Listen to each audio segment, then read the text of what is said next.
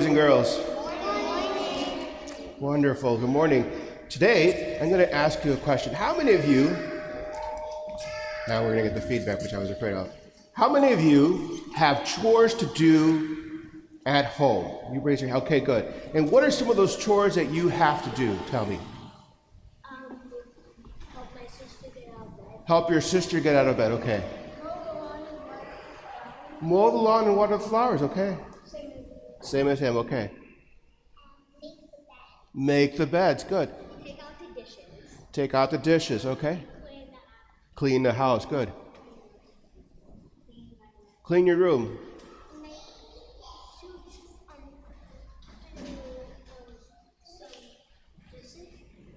Do the dishes. Okay. Dirty clothes in the laundry. Very good. Unload the dishwasher. Let the dog outside. Clean up the basement. Clean your room. Okay, lots of jobs to do right around the house. Did you have one? What was yours? I help Mom when she has a lot of groceries in her, and I open the door for her. You open the door for your mom when she's bringing in the groceries. Very good.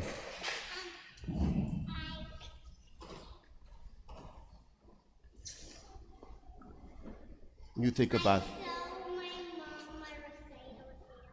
You show your mom your recital dance. Okay. Now, how many of you, when your parents ask you to do your chores or to help out or something like that, how many of you do it right away without them having to tell you a second or a third time to do it? Raise your hands. Should I ask your parents if that's true? Yeah, okay. They might have a different opinion on that, because I think sometimes what happens is they have to tell us 2 or 3 times or more times to do our jobs, right? Sometimes, see, the truth comes out. Now, can you imagine what would happen if you didn't have to do your chores? What would happen if you didn't have to do your chores? Your room would get messy. Get what? People get hurt. Very good. Your dishes will always be dirty, right? Your mom would be so mad. Okay, very good.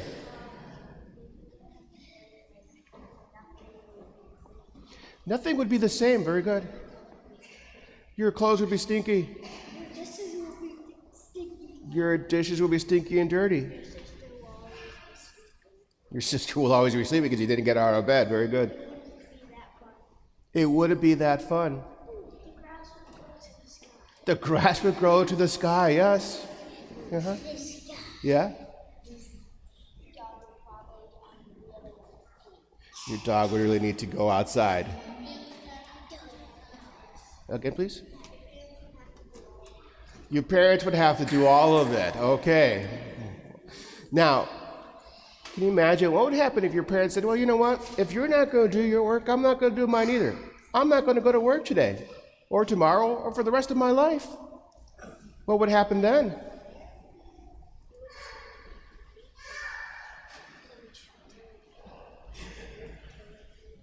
Right, your parents would not be able to provide all the things that they provide for you. Put your hands out. That's exactly what I was looking for. So we need to work, right? We need to help out around the house. Everybody has their job to do. Nobody can just sit around or stand around and do nothing.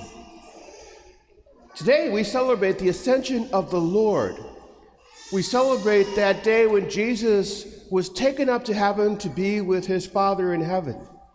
And here at St. Andrew, we are particularly blessed because we have a stained glass window that depicts that event of the ascension of the Lord. And it's this window here that sometimes it's hard to see depending on where we're sitting in church. It's right here on the side of the altar. A lot of people think that that's the resurrection of Jesus, but it's not. The resurrection window is over there. This here is the ascension of Jesus, because you see, he is being taken up in a cloud up into heaven. You guys are paying attention, please, okay? Being taken up into heaven. And look at all the disciples are looking up at Jesus. He's being taken up into heaven. And we hear that story in today's first reading.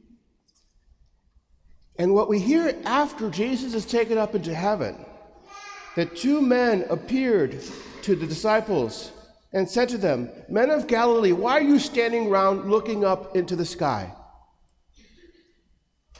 In essence, what he was telling them was, there's no standing around. There's work to be done. And so he sends them to continue on their mission, which is the job that Jesus gave to them. And so it is with all of us, my friends, that all of us are given a job, both at home and even in our lives, to be people like Jesus, to be kind and loving like Jesus, to care for others. And it begins at home. It begins with our chores. That if we help out around the house, we become like Jesus because we care about each other. We care about our family. So I want you to remember that. The next time you feel tempted like not doing your chores, to think about today's feast and the story we just heard, and that line that says to us, there's no standing around. Get to work. Can you try to remember that? And help out around the house without your parents having to ask you twice or 3 times or more times? Okay, good. And I ask you to go back to your families, okay?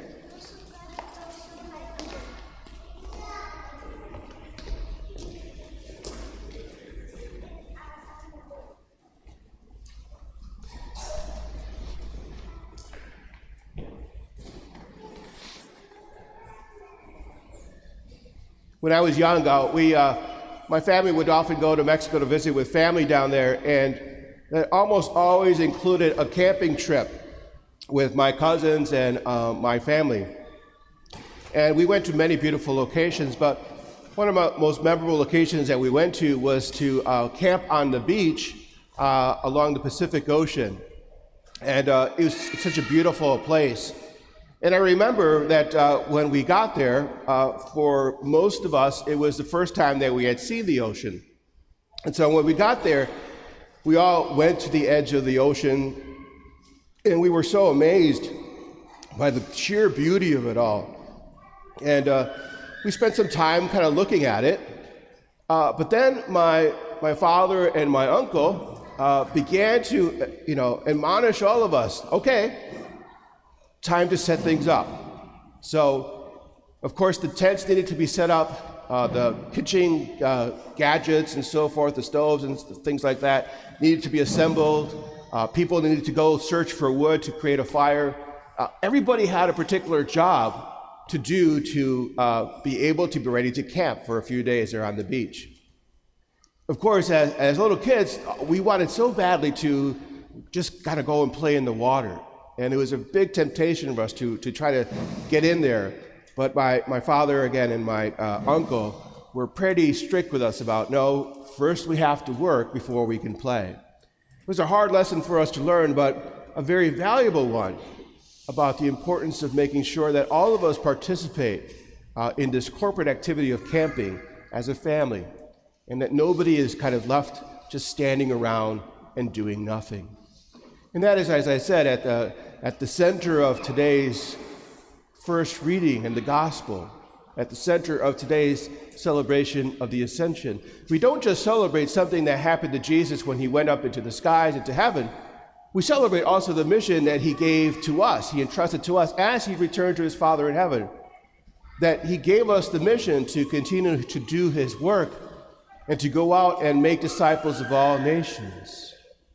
And so that is our job to do, my friends, as the people of God, as his disciples. And it begins here again at St. Andrew Church in our own family community here as a parish.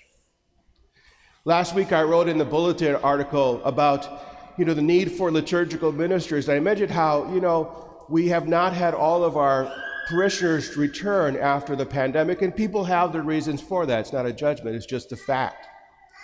But along with the people who haven't returned, we also have all the liturgical ministers who have not returned. And so we're short on lectors, on communion ministers, on greeters, And as I said, if you've noticed the same people saying the readings week after week after week, that's the reason why. We're short on those ministries. We need people to help out with those things. And so it's an appeal that I am making to you all to please help us in our work here as a parish, in our liturgies, in our worship. Each one of us has a role to play in that. No one should be standing around just looking at the sky. But it's even more than just here at St. Andrew Church as we celebrate on Sundays. For the rest of the week as well, too, all of us are given the task, again, to carry out the mission of Jesus, to make disciples of all nations. And I know that makes many of us nervous, because we think that means probably that we have to go knocking on people's doors and talk to them about Jesus and convince them to come to church. Now, I don't know what's wrong with that, because there's nothing wrong with that, but I know that makes people nervous. But that's not what we're talking about. That's not the only way to make disciples of all nations. And I think the best example we have here is what I call the miracle on Paulina. On Paulina Street here, just north of the parish, there have been many people on that block who have become Catholic in my time that I've been here. And the way that it's happened is because they've gotten to know some of our family members on that block. They've gotten to know them, become friends with them.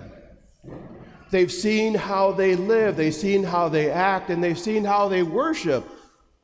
And they've seen that that has made a difference in their lives, that faith makes a difference. And as a result of that, they have said, we want to be a part of that too. Now, I imagine for those individuals, no one talked to them about Jesus or things like that. Again, not that there's anything wrong with that. They may have mentioned, yeah, we go to St. Andrew Church. Our kids go to St. Andrew's School. They might have said why they do that, because they like a particular element about our community. But they didn't have to beg them to come to church. They themselves on their own figured out something of value was present here because it has made a difference in their lives. And so it is with us, my friends, that we have that opportunity to help our community here at St. Andrew grow, to help the Church of God to grow, as Jesus asked of us, to make disciples of all nations. It's by how we live our lives, how we carry ourselves, the words that we say, the kind things that we do and say, that will attract people, and they'll say, I want to be a part of that. I want that too. If it's happened on Paulina, I know it's happening on other blocks, on other streets as well too. And today's feast, my friends, then, is again the reminder of what is being asked of us. And to remind ourselves that in the kingdom of God, there's no standing around looking up into the skies. Each and every one of us has a job to do.